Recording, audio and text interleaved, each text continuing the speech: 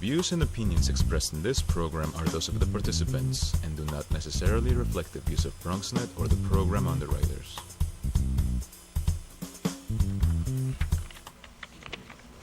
And hello and welcome to Open, the one and only show that opens the Bronx and the rest of the world right to you. I'm your host, Darren Jaime, and today we'll update you on what's happening in and around our community. Coming up on today's show, political analyst Mark Myritz will stop by to discuss the latest crisis in the Middle East. And after that, we'll find out more about the virus that is raising national as well as global concern, what you need to know about the Ebola virus. Then Vito Mark Antonio's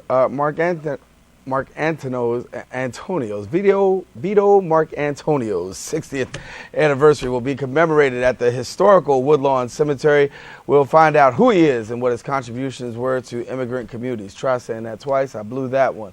Well, Bronx Works also wants to make sure that you and your family know about the summer school as well as the after-school programs they have to offer. And finally, the Bronx is rising. We'll discuss new developments as well as infrastructure with the president and COO of Hutch Management. All this and much more is heading your way because right now we're officially open.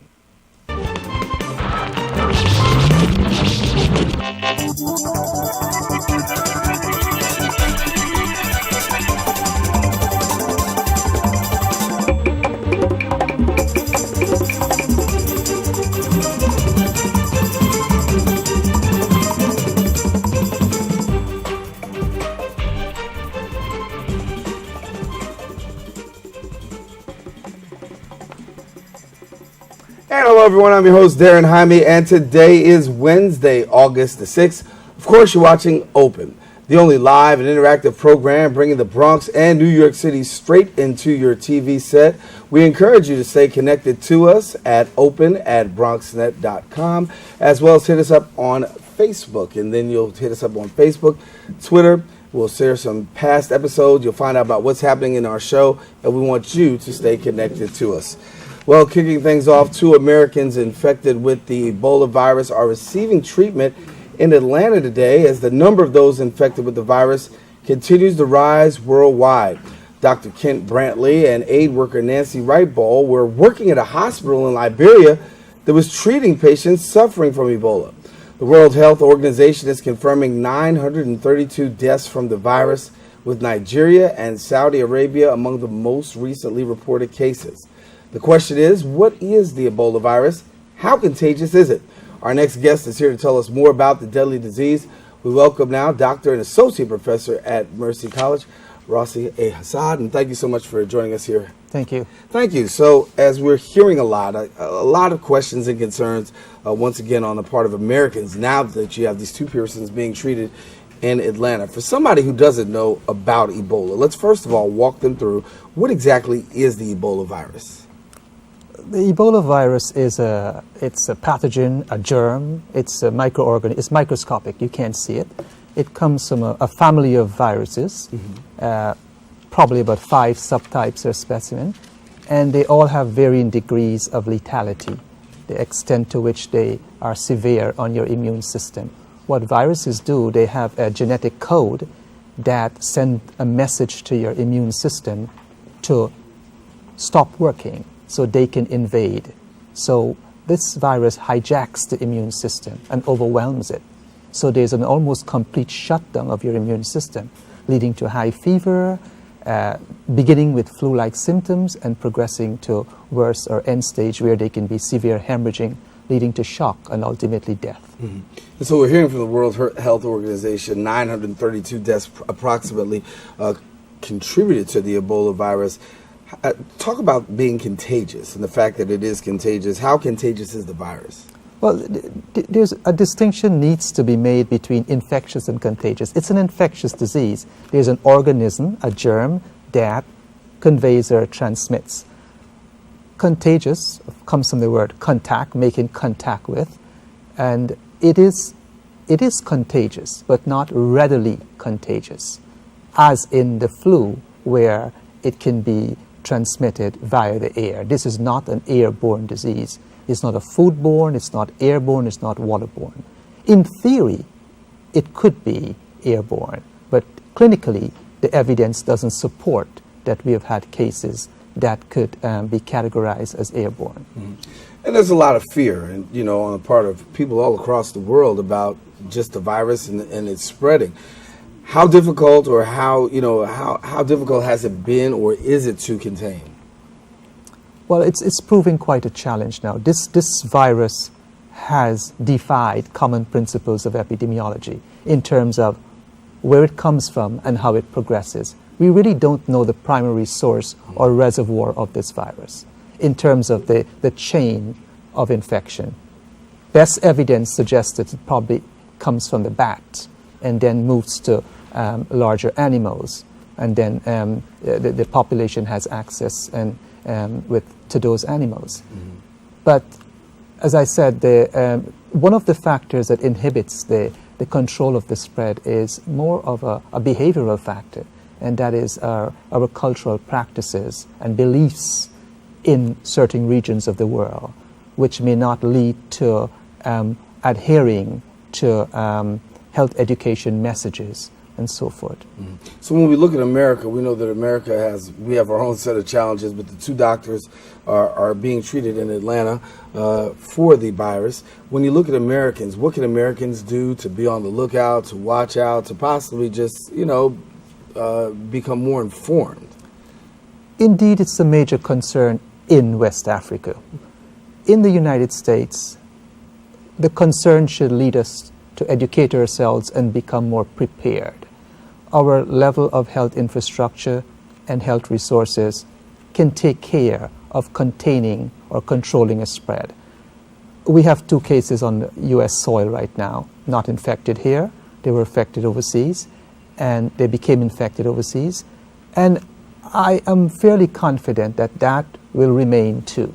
Mm-hmm. Now, we can't avoid having a case. It's likely that a few cases will come up. But I think we have effective surveillance measures to catch that early and contain it. So the concern and the fear on the part of Americans really shouldn't be as large as people are making it out to be? No, I would say no, it shouldn't be. The concern should be one to lead us to become more educated, aware, and prepare. Mm-hmm. So give us a little bit more about how the disease progresses, because I think that's what's catching people, somewhat, because if you don't know how to contain it, you hear that this virus is spreading. Give us a little bit about how the disease progresses. We've seen these scary stories, heard these scary stories, seen these scary movies and documentaries. And Ebola itself has a frightening song, just the word Ebola. And that comes from the river, Ebola River, close to the Sudan and Congo in 1976, where the virus was first identified. Mm-hmm. Hence it was named Ebola. It progresses, I must say, beginning with flu-like symptoms. So, and that's the problem why it's also difficult to identify and control, because the early symptoms are similar to common infections.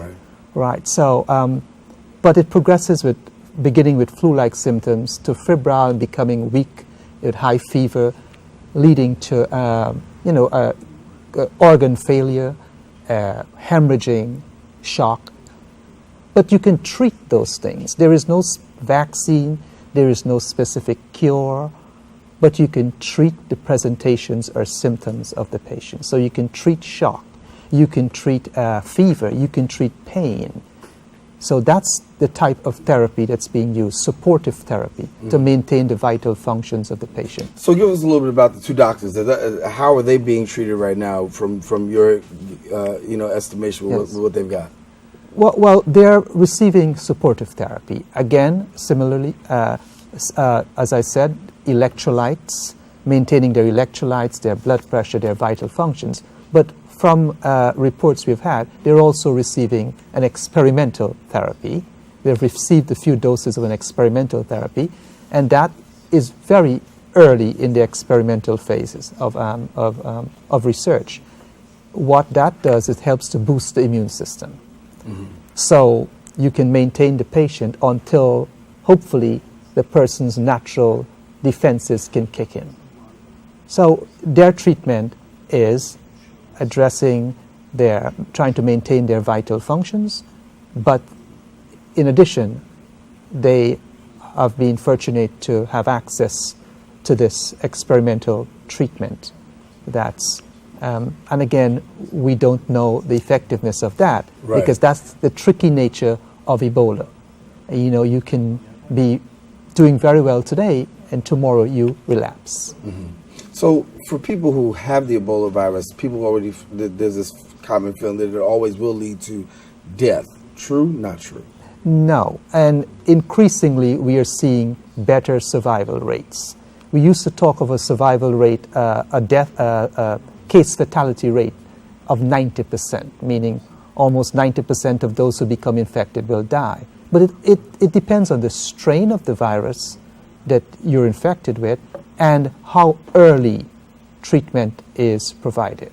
But as we look at the graph here, we do see the number of outbreaks has increased. And also, when you look at the survival rate, it looks as though this year we're seeing a lot more people survive through the Ebola virus as well.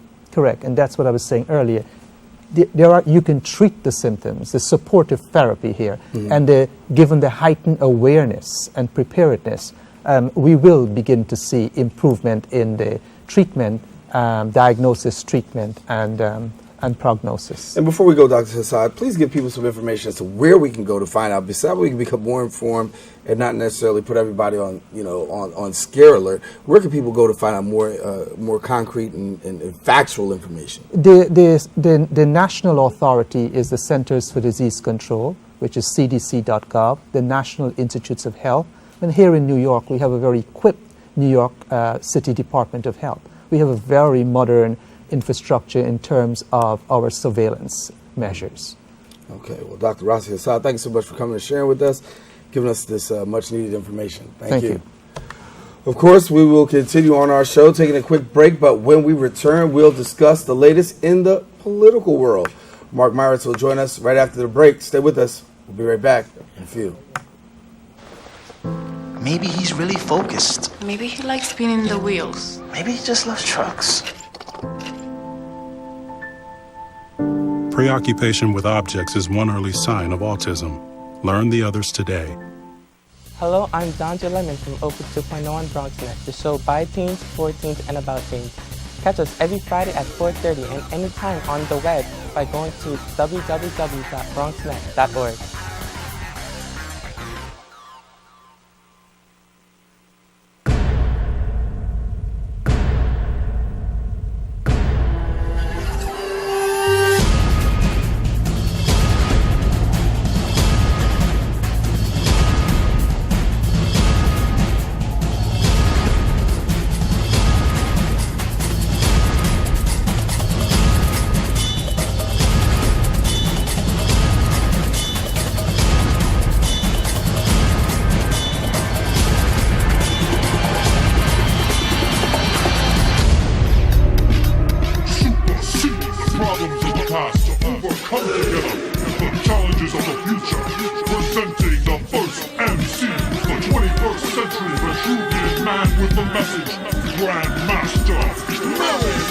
You got to learn your body, pace yourself, and have fun. So let's go have fun. Let's go do it. The key thing about shoulders, your shoulders is a 3-tier muscle. You have your front delt, you have your rear delt, and you have your mid delt. So when you're working out your shoulders properly, you have to do 3 different exercises.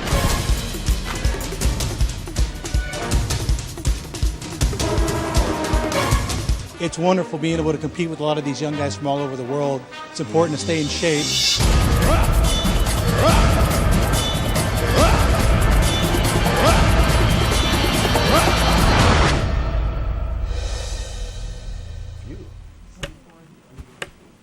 And you're back here on Open. Darren Jaime here with you. Our next guest is no stranger to Open. He's here to break down the latest stories from around the world. We welcome now our political analyst and SUNY Maritime Professor Mark Myritz, and we welcome him to the show. Good to see you. Hello, Darren. I know it's been a while between you and but I know you've been here. I haven't. I missed you. I missed you. I know. Good to have you here. Okay, same here. Let's catch up. Let's talk first of all latest political news coming out of Let's Go International, talking about Israel and Hamas. Please bring us up to date. Well, there's a ceasefire now. And there's been a raging conflict. Really the entire Middle East is on fire, unfortunately, all the way from Iraq to Lebanon, to Syria, to Gaza, upheavals and destruction, and with no end in sight. The ceasefire is a good development, but who knows what will happen next. A lot of people not optimistic about the ceasefire, knowing it took a lot of Right. political push and international draw to get to the place of a ceasefire. How optimistic are we that both sides will be able to continue, just even in the 72-hour ceasefire? Right. I think the basis for optimism is good because Israel has completed its goal, its stated goal, to destroy the terror tunnels. What Hamas was doing was basically taking the concrete that it could have used for building schools and shelters and used it to build terror tunnels, some of which have actual lighting and phone lines, extraordinary, and using that for the ability to create attacks on Israel. Israel has destroyed those tunnels, and that was their goal. Of course, in the meantime, there was shelling and killing on both sides, which was very, very destructive, and the whole world was in an uproar about it. Optimistic? I'm optimistic that the ceasefire will hold for now, but the question is what happens down the road. I mean, will Hamas now use this opportunity, this lull, to rearm itself, to reorganize itself, to launch further attacks, or is it going to disarm militarily? That is the question.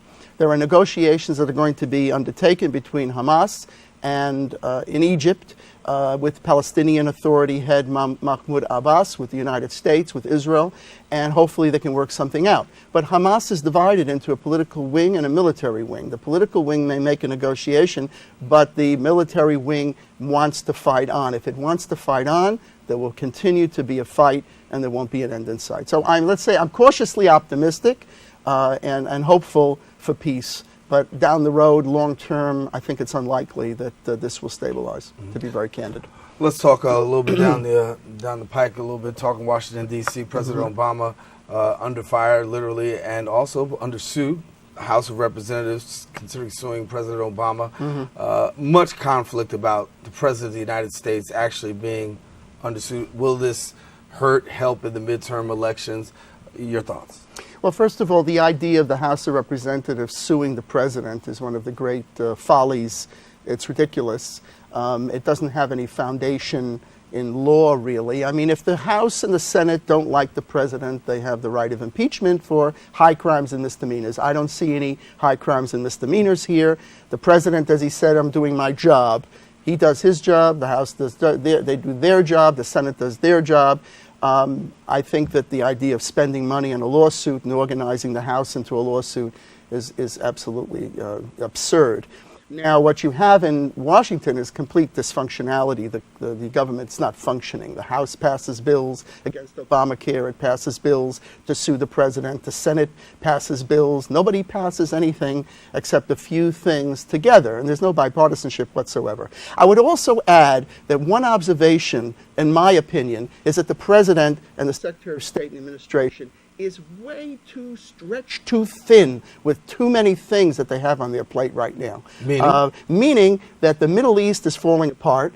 The Russians and the Ukrainians shot a plane out of the sky, but the president and the Secretary of State are at a business summit, or they are greeting people from very minor countries. I have nothing against the minor countries. I have nothing against countries in Latin America and Asia. I don't have anything against them, but the president and the Secretary of State should be in the Situation Room working on the spread of ISIS, for example. ISIS in Iraq has now attacked in Lebanon. It's also attacking the Kurdish fighters. The whole area is literally falling apart, but the president and the Secretary of State seem distracted with other issues.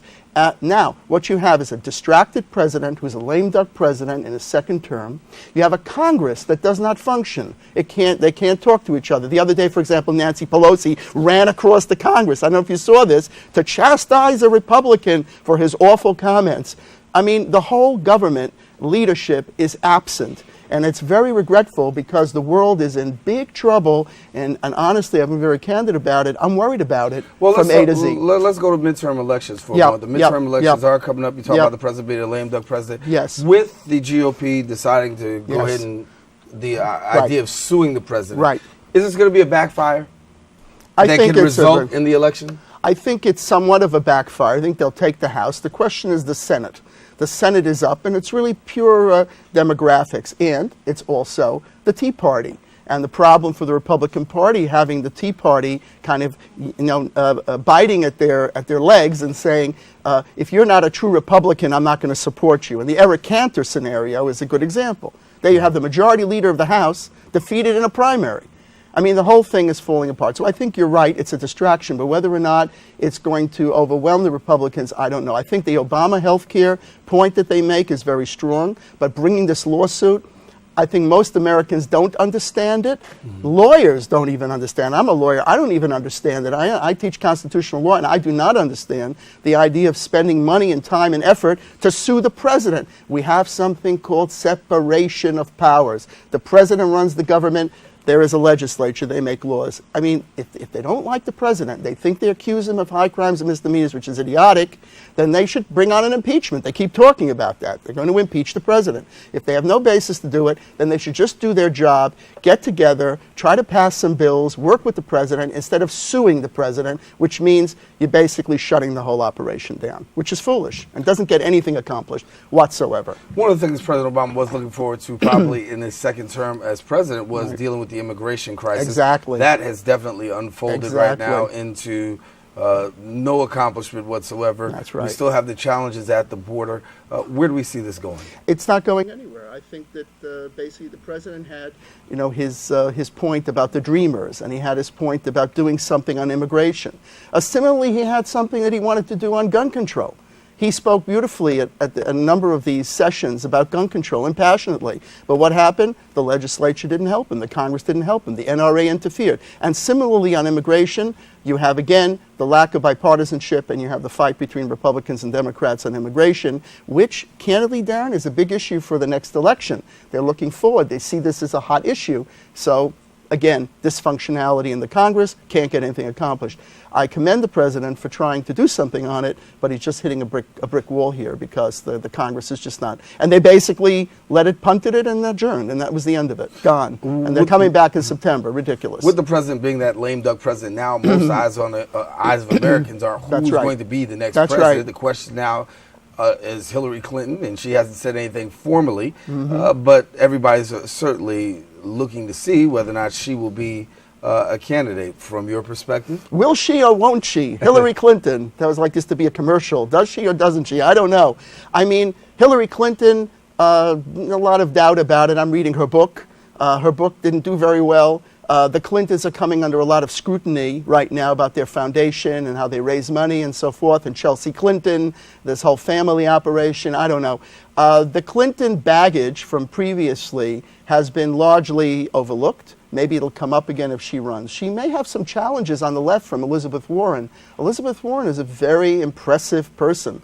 And also on the right, and you see that Rand Paul, I know it sounds absurd, is trying to run for president, but I heard him, I was in the Senate and I heard him speak, and I know he's no slouch. So there are a couple people out there that might be candidates, and they were even talking about Romney making a comeback, which is, again, the odd part of American politics. Could be. So, let's not prognosticate, but I think if I were a betting man, I would think she would run. This is her life goal. Hillary Clinton's life goal is to be president. And honestly, she's perfectly qualified to be president. At the end of the day, it's going to be political decision-making, whether or not the Democrats or Republicans are going to overwhelm one another. And a lot of it has to do with, even if Hillary becomes president, how does the Senate and the House look? And who runs the House and the Senate? And that has to do with apportionment and the redistricting. And that's the key to American politics. Who controls the legislature and who draws those lines? And the president then can end up like President Obama, stuck with a dysfunctional Congress. So I'm hoping that whoever wins this election in 2016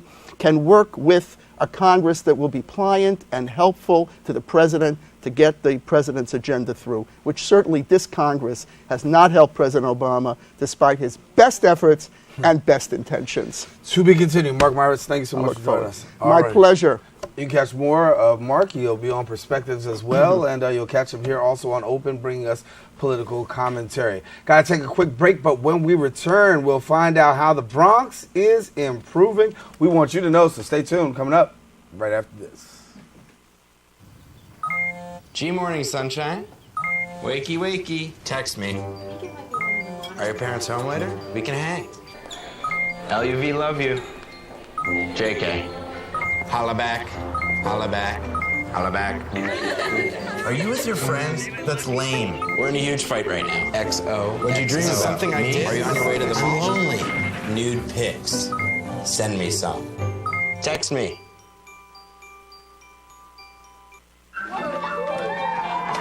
I'm lucky. Let me help you with that. I get to do something I love. It has nothing to do with touchdowns or titles. Everybody bring it in. I get to play a part in the life of someone just starting out. How many of you think homework is just as important as teamwork? I help keep kids in school. Good. And that's the name of the game. My name is LaDainian Thomason. I don't just wear the shirt, I live it. Give, advocate, volunteer. Live United.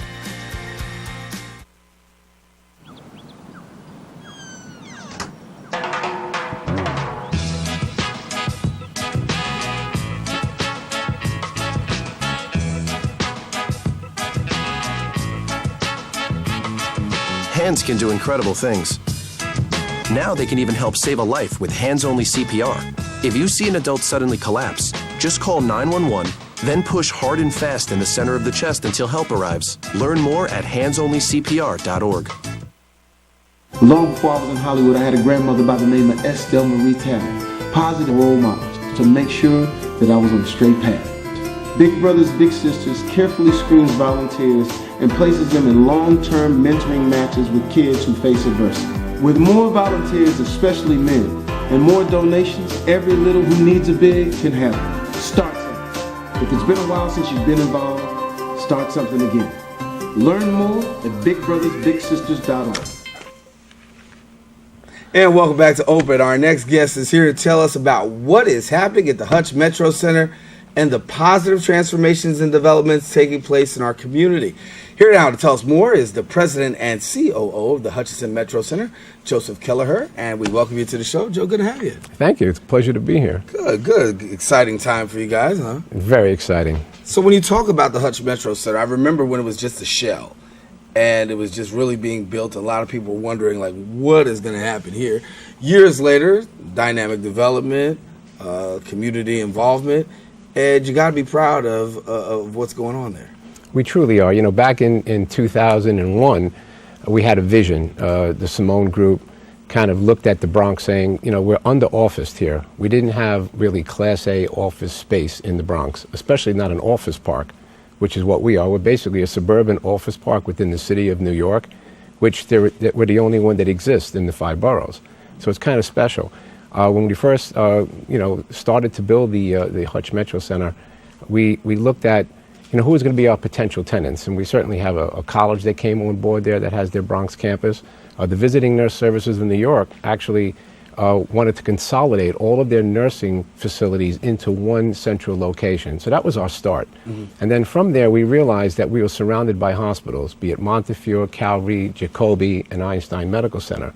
So we went out and advertised to all of the local physicians who were servicing the community that we wanted to start a medical pavilion at our first building. And when at our very first meeting, we had several doctors who were very interested in leasing space there. And within a year and a half, we were fully leased with physicians that were now seeing patients at the Hutchinson Metro Center. In addition to that, we had the New York City Housing Authority was looking to consolidate their offices, so they took a large block of space in our original building, as did the Administration of Children's Services. So pretty easy in terms of getting the vacancies filled up, or was it a complex? I think I wouldn't call it easy, but because I think we had to create an awareness. First of all, when you think about the Bronx at that time, people didn't realize that there was anything really going on in the Bronx in terms of economic development, especially commercial office buildings. Mm-hmm. So when we built this, we had to get the message out that the Hutchinson Metro Center was a place that was open for business.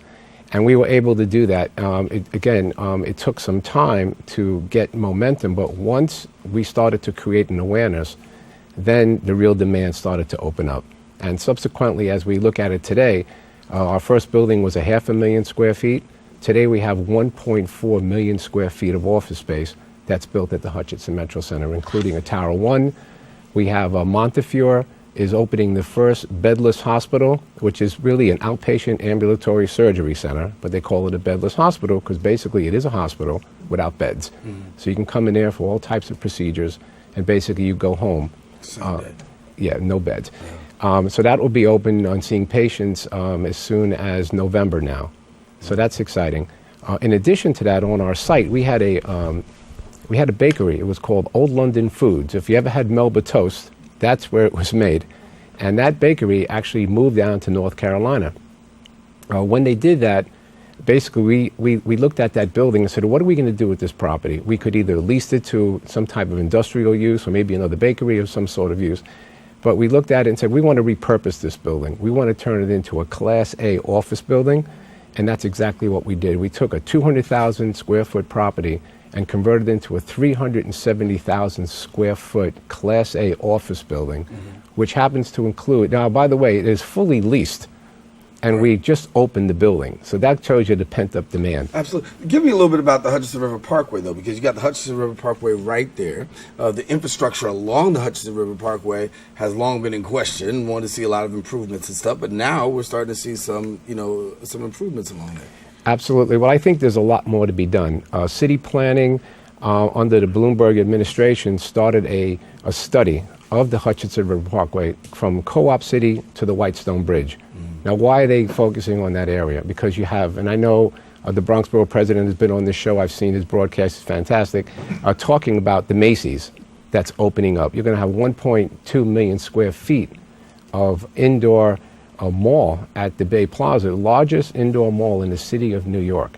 How do they get on and off the Hutchinson River Parkway to have access and to 95? So those things have been looked at and studied by city planning. You have the Hutchinson Metro Center, which, including the 911 call center, which is also part of our complex, which actually brings our square footage up over 2 million square feet, will be open in 2016. You need to bring ramps to get on and in and out of these complexes because the local streets can't handle the traffic. A little south of us, there's a talk about this Woodbury Commons. I called it the outlet center type of a setup by the Whitestone Cinema, which is still in the works. But a little south of that, our company has just opened a Target shopping center. So we have 300,000 square foot of stores.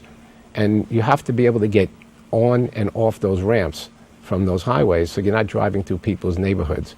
And this is what city planning is looking at right now and coming up with solutions as how we can improve that infrastructure. Not to mention Donald Trump's golf course. We didn't get there. We didn't talk about his golf course coming up. So with all these new developments in the Northeast Bronx, what do you think this means for residents of the Bronx, given the fact that you're able to have these fully leased buildings and bringing different kinds of business and organizations to your, to the Hutch Metro Center? What do you say this means for the borough? Okay, let me just go back to the atrium building, which I mentioned earlier, 370,000 square foot building. It ties into what you're just asking. That's going to be the Bronx first Marriott hotel in this borough. It'll be a Class A hotel, Residence Inn, open in November. LA Fitness just opened a 50,000 square foot facility there, which is probably the largest facility in the Bronx, and it's spectacular. We are now, Applebee's is opening a location. There's going to be restaurants there. The people in the Bronx are going to benefit big time from all of this economic development, from the fact that there will be now additional retail in the Bronx. People are now shopping in Yonkers and in Westchester when they need things. They'll be able to go into their own neighborhood right there and satisfy their needs of shopping in that area. You're talking about the bedless hospital at Montefiore. Montefiore is expanding tremendously in the Bronx. We will be able to provide Class A medical coverage and health care for all those people that live in that particular area. And before I get you out of here, because we almost out of time on this segment, I want to ask you about the Boy Scouts of America program. Listen, I've been involved with the Boy Scouts of America for 3 years now. I'm the president of the Bronx Council. We have 1,500 Boy Scouts. Very proud to be part of the organization. We've been working with different organizations to try to support the Scouts. The Yankees just gave us an Eagle Scout Recognition Day, which we were on the field the other day being recognized. And I always say with the Boy Scouts, there's a lot of activities for youth out there, but when you could teach children to be trustworthy, loyal, helpful, friendly, courteous, kind, obedient, cheerful, thrifty, brave, clean, and reverent, that's not a bad thing. That's right. That's right. And I used to be a Boy Scout. I remember some of that. And when you started going, I dropped off somewhere around the halfway point. But I know it ended with being reverent. So thank you so much for coming and sharing with us. For people who want more information about the Hutch Metro Center and Hutch Management, how do they find out? Well, they can certainly, contact me directly at the Hutchinson Metro Center at 718-518-8600, or go to our website at Hutchinson Metro Center, and my contact information happens to be there. All righty. Joseph Kelleher, our guest here on opening up a little bit about the Hutch Metro Center. Good to have you. Thank you very much. All righty, taking a quick break, but when we return, going to find out how you can take advantage of all that BronxWorks has to offer. We'll tell you exactly how you can do that after this segment. Stay with us. We're coming right back in a minute.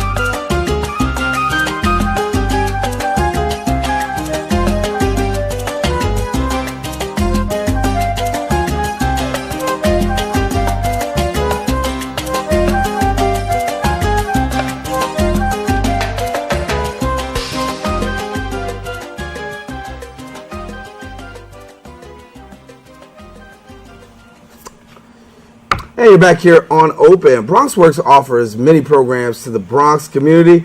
They're here today to make sure you and your family are aware of their after-school programs and not miss the enrollment deadline. So here to give us a little bit more is the program director of Cornerstone Community Centers at BronxWorks, Ms. Lizette Nieves, and we welcome you to the show. Good to have you. Thank you. Thank you for having me. Oh, we're glad to have you. So as we talk about summer's in full effect, yes, but it is. You got summer camp going on too, huh?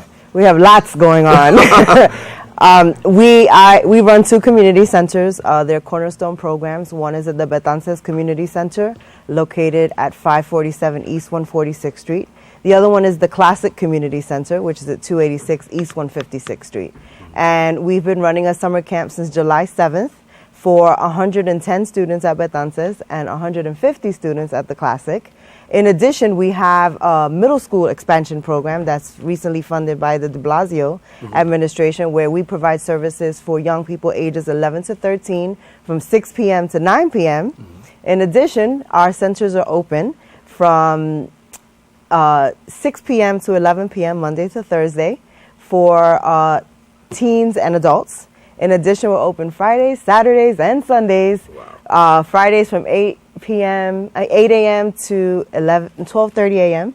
And on Saturdays and Sundays, we're open from 3 p.m. to 12:30 a.m. So there's no reason for somebody not to be able to be a part of something. No, there's no reason for anyone to be to miss out on anything. So when you talk about kids having the opportunity to really be a part, are you seeing more and more kids becoming part of these programs, given the fact that, sometimes resources are kind of skim, but you guys seem to be like cornering the market on corralling the kids in? Yeah, no, I mean, it's been a great initiative that was initiated by the de Blasio administration to have our centers open more. They're located in New York City Housing Authority residences, and it's a really great opportunity. The summer camp is designed for children ages 5 to 12. And our goal is really to provide them with opportunities to bridge that summer learning gap, recreational opportunities, trips to explore New York City. And our trips are mostly linked to whatever the young people are learning. We like to take them to museums. We like to take them to the parks. We like to really just kind of expand their horizons. In the middle school expansion program, this gives an opportunity for those young people who maybe missed out on the summer camp deadlines, because it's very limited in terms of the resources and the number of children. And we usually have a very long waiting list. So the opportunity to serve these 11 to 13-year-olds in another context within that 6 to 9 period has really expanded our ability to provide services to more young people. And when you talk about having exposure, that's a big thing that I guess, having camps and having opportunities for youth, or give them opportunity to have exposure. This year they'll be exposed to, Olympic style exposure, if you will. Absolutely. Someone reached out to our executive director, Eileen Torres, and with the opportunity to have Jarek Atkins, who is an Olympic gold medalist. He won the gold medal for the 400-meter hurdles, and there was an opportunity for him to come visit our program. So our site director, Keisha Roberts, jumped on the opportunity and not only had him come in, but created an entire event around it, and we had an Olympic day at the Classic Community Center with both our kids from Betances and the Classic. So we had over 250 children participate in different Olympic activities, and then the culmination was him speaking to the young people about his experience being a gold medalist. It was a very exciting talk because he not only emphasized his excellence in sports, but he also emphasized that he also was very academically oriented, and it helped in terms of reaching his goal. And he was very motivational. The kids were really excited that an Olympic gold medalist came to visit them. Yeah, and give me a little bit about that, because when you have kids who have the opportunity to have Olympic caliber exposure, what's the takeaway? What was their takeaway? I think one of the things that he focused on was that in order to be an Olympic gold medalist, you have to do the best that you can at everything that you do. So in order to be the best, you have to have this Olympic mentality and just put all your efforts into what you need to do. And, the more effort you put into what you do, the more successful you will be.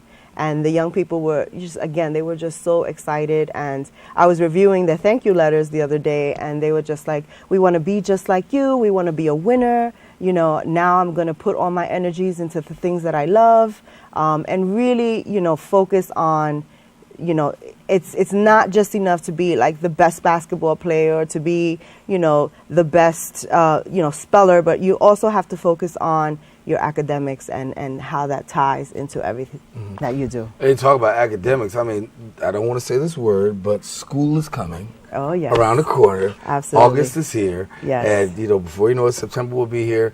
Kids will be once again engaged in school activities, but you guys do a lot of stuff on the after-school side. Yes. So give us a little bit about some of the upcoming after-school programs that actually kids can be a part of.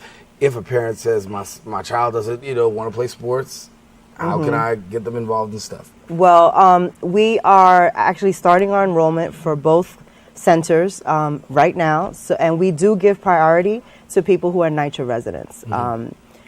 Again, these facilities are in NYCHA buildings, and we want to make sure that, NYCHA residents really take advantage of the opportunity to enroll in the program. The children that are currently in the program also have priority, so they need to make sure they meet their deadlines, submit their paperwork, and then, the after-school programs will start on September 8th, and they run from 3 p.m. to 6 p.m. at both centers, and we provide homework help, academic enrichment. So in addition to whatever homework they do, we do literacy enhancement, math, STEM, which is science, technology, engineering, and mathematics.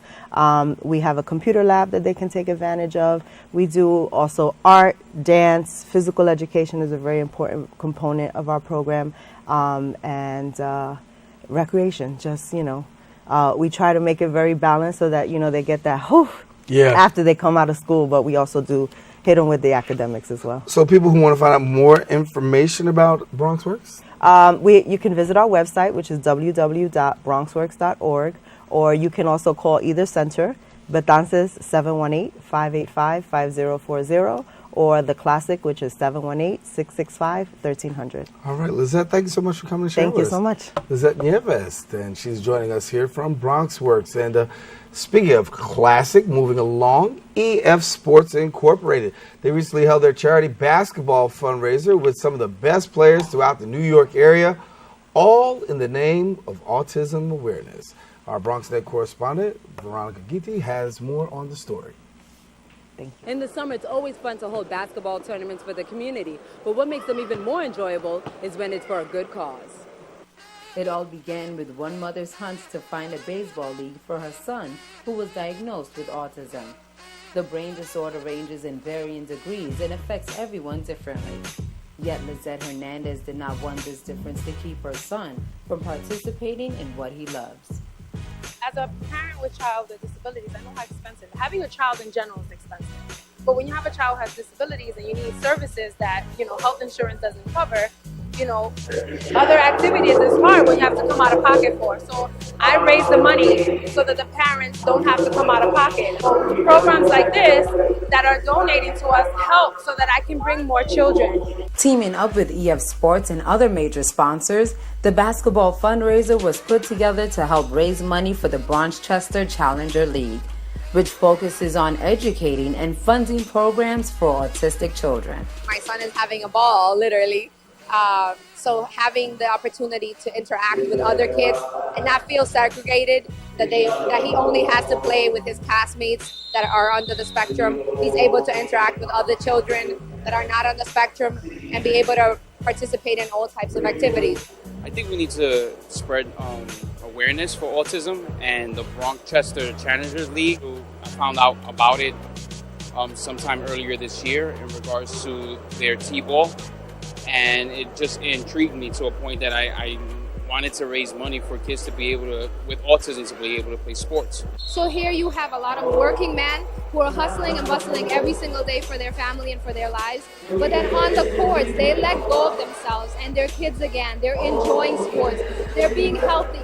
And they're also connecting with their community and giving back for a great cause. Well, we need to let the kids know that there's other options out there in the streets. So programs like this and functions like this, let them know that, all right, family is still family-oriented out there in society, and it's not just every man for themselves. The players' skills on the court helped to bring in over $1,000, a huge stepping stone that will help Lizette continue with her baseball league and know that the community has got her back. And this is where real work is included. We do so many superficial things in the world and add importance to it, but something like this is really something that's meaningful as we develop people. We see that a lot of things are happening in the Bronx, especially with children and their health. And whenever there's a good opportunity like this one, we want to be part of that team. It's a true honor, a pleasure to work along these people here at EF Sports. This makes a hell of a difference when we work together to bring these kind of events to the community. If you want to get in the game and donate to a good cause, log on to BronxchesterChallengerLeague.com. For BronxNet, I'm Veronica Guiti. And you're back here on Open. Thank you, Veronica. And we want to tell you, Darren Hyman here with you. Well, Vito Marcantonio is undeniably America's most electorally successful radical politician of the last century. He lived his entire life in East Harlem, built a coalition joining the Italian-American, Puerto Rican, and African-American communities. And as the 60th anniversary of his death approaches, the Vito Marcantonio Forum is encouraging even more people to visit his resting place this year and commemorate him on Saturday, August the 9th, 2014. To take a look at his life, we'll now go to this special look. Vito Marcantonio was undeniably America's most electorally successful radical politician of the last century. Living his entire life in East Harlem, he built a coalition joining the Italian-American, Puerto Rican, and African-American communities. From 1934 to 1950, he won 7 electoral terms. Initially running as a maverick Republican, in 1938 he declared himself a member of the American Labor Party. Mark became one of the most active and effective members of the U.S. House of Representatives. He defended Italian Americans against discrimination. He was the floor leader for major civil rights legislation, submitted 5 bills for Puerto Rico's independence, led the fight against the Cold War, championed the rights of the foreign-born, and rallied to prevent the passage of the anti-labor Taft-Hartley Act.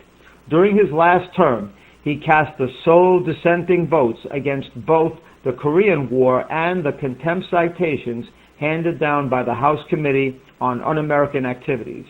At the age of 51, Mark Antonio fell dead of a massive heart attack, just steps from New York City Hall. Mark traveled with a crucifix in his pocket, was known among his constituents as Our Mark and the Bread of the Poor, yet Cardinal Spellman denied him a Catholic burial. Dr. W.E.B. Du Bois and Mark Antonio's mentor, Dr. Leonard Cavello, served as honorary pallbearers. Paul Robeson issued a statement eulogizing Mark. Following a funeral procession through East Harlem that saw thousands lining the streets to bid him farewell, Mark Antonio was laid to rest near the grave of his other mentor, Fiorello LaGuardia, in New York's non-denominational historical Woodlawn Cemetery in the Northwest Bronx. 59 years later, members of the Vito Mark Antonio Forum paid tribute to this political leader by visiting his gravesite to honor his fights for justice.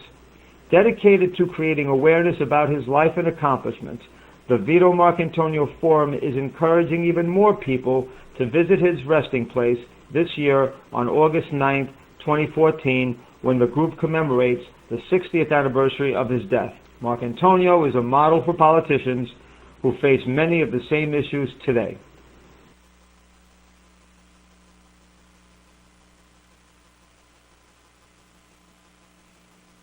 So that's coming up this Saturday. And here now to tell us more about the life of the political to be remembered is the co-founder of the Vito Mark Antonio Forum, Roberto Ragone, and blogger Morgan Powell. And we welcome you to the show. Well, thank you very much. Good. So we saw a little bit about that, and obviously an exciting time for you guys to have this forum. And when you look at politics today, and you see the John Boehners, and you see, the Shelley Silvers or the de Blasios, and you look at Vito Mark Antonio, you say, this is a person who really ranks amongst the top in the political world. Absolutely. I have to, again, thank you for having me on the show. And showing that video was a pleasant surprise because a picture paints 1,000 words, and 2.5 minutes of images paints millions of words. So thank you. So I think he is a role model, a frame of reference for understanding how contemporary problems can be resolved. I mean, I say that as an Italian American who I think he fits in as a frame of reference for Italian American history that can offers insights to solve universal problems, contemporary problems, but definitely relevant to issues today. He looked at issues, he dealt with the same issues in his time, the 1930s and 40s, that we're dealing with today, and he dealt with them effectively. He dealt with them first by offering effective constituency services, 300 to 400 people a week, and dealing with them directly on their bread and butter everyday needs, and then connecting with them to appeal to them to let him vote his conscience on some very controversial issues. Like being the only person to vote against the Korean War, to fight for people's First Amendment rights, to sponsor civil rights legislation and push that through the House of Representatives, even if it was subsequently filibustered in the United States Senate. But tremendous amount of stuff. And Morgan, when you look at the life of Vito, you talk about a person who really transcends a lot of different demographics. And we talked about the Puerto Rican community, African American community, Italian American community. He just was a person that literally leaves a legacy. It's true. And I want to say I'm honored to be back here on Open, but also to have a personal friend of mine, Roberto Ragone, who's a Bronxite. And here we are we're going to be in a Bronx setting, Woodlawn Cemetery, this Saturday, and it's just so exciting. Yes, he absolutely did leave a huge legacy. And he also had other major ethnic groups under his care. What happened with so many politicians who are progressive is their districts get gerrymandered, and the powers that be hope that that's going to be a way to get rid of them. Well, it didn't work. So all the ethnic groups that you mentioned were totally true. Those were his core constituents. but he was forced to then represent German Americans and Irish Americans toward the end of his time in the U.S. House of Representatives, and he still prevailed. He was able to stay in office in the House of Representatives through 1950, which is pretty amazing. So when you talk about this forum, Roberto, give people a little bit of an insight as to what's going to take place. Well, the organization itself, the Vito Marcantonio Forum, preserves his legacy. It educates people about his life and contributions and his times, including his mentors, his political mentor, Fiorello LaGuardia, and his intellectual mentor, Leonard Cavello, who was a very innovative educator. But we've had multiple events since starting the organization in 2011 that looked at Vito Marcantonio and civil rights, Vito Marcantonio and his advocacy for the Puerto Rican community.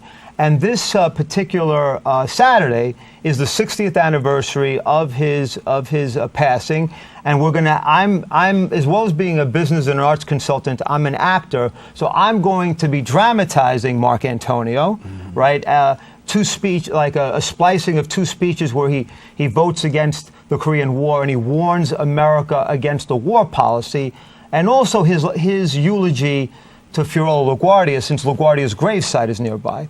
And we'll have a gentleman, another actor, who is dramatizing Paul Robeson's remarks that at the time Paul Robeson released to the press when Marcantonio died, but he's going to dramatize Paul Robeson delivering it as a eulogy. So Marcantonio touched many lives, and there's just a lot of there's a lot of famous people that kind of came to his life at that time. So Jackie Robinson, because of Marcantonio's contribution to breaking the color barrier, enlisting Frank Sinatra to sing to students at Benjamin Franklin High School so that African Americans, Puerto Ricans, and Italian Americans get along. These are all the kinds of things that we want to bring out through the Vito Marcantonio Forum. And before we go, tell us, you got some resources here. How can people find out more about Vito Marcantonio? Of course, the internet, but I know that absent internet, you got some resources. It's true. I mean, surprise, I'm not Italian American, but I think that he is an essential public official who deserves to be known, because everything, you said earlier, Roberto, that he was dealing with then, we're revisiting those things now. And so these books have helped me. This is a book about his career written by Hostos Community College professor Gerald Meyer. And then you also have a book here, Woodlawn Remembers, which shows you very important people at Woodlawn Cemetery who are buried there, including just three. Ralph Bunche, the most effective peace negotiator of the whole 20th century, who was African American. He's buried at Woodlawn. Of course, we mentioned Fiorello LaGuardia. And then, of course, women's rights, Elizabeth Cady Stanton, who understood perseverance. It took women over 70 years to get the right to vote in America. So we want to, unfortunately, we got so much to talk about, so little time. But we want to tell people, come on out August the 9th. Thank you, Roberto, for coming. Thank you. 1 p.m. 1 p.m. Make sure to let them know, all right? That's it. Yes. Well, we got to wrap up. Get out of here. Tell you it's a pleasure coming into your homes. Want to thank our guests for joining us. Most of all, you, the viewer, for tuning in. Now, guess what? If you missed any part of today's show, catch the recablecast 10 p.m., Channel 67. I don't have cable vision. If you have Verizon Fios, you can catch us on Channel 33. I don't have Channel 33. Well, you can catch us on the World Wide Web, www.bronxnet.org. We encourage you to have a great week. Don't forget to keep your heart, your mind, and most of all, this channel wide open. Darren Hyman saying take care. God bless. Excellent, brother. Excellent.